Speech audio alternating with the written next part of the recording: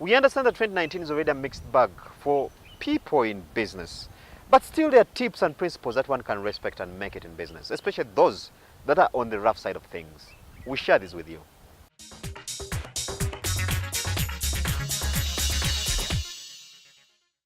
What can we do differently?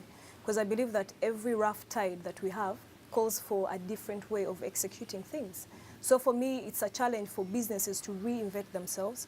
What is it that they want to do differently? And the best thing, of course, is to know what your clients want, what your customers want.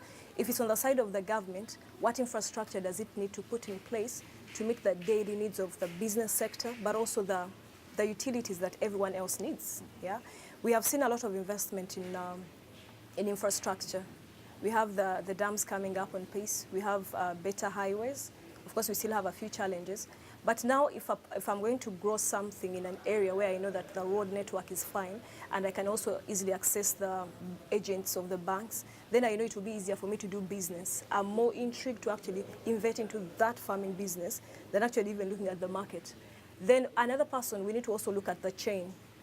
If one is a farmer and another one is a buyer, we need someone to also create business in the middle. If you also look at the bigger players in the market, look at the banks.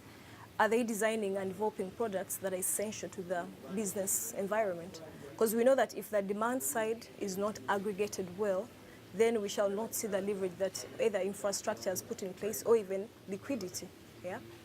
What is the essence of having a very big loan book if you hardly have any person coming to borrow? Ask yourself, how much do people need? And then also one thing that I would like to allude to is the ecosystem. If you are in a business, you can't look at yourself alone. You need to look at your supplier's supplier. You need to look at your buyer's buyer, in case they are not the retailers. Rather, they are retailers or not the consumers. So the bigger the scope you have, the more you realize that I need to bridge a gap here, I need to bridge a gap here.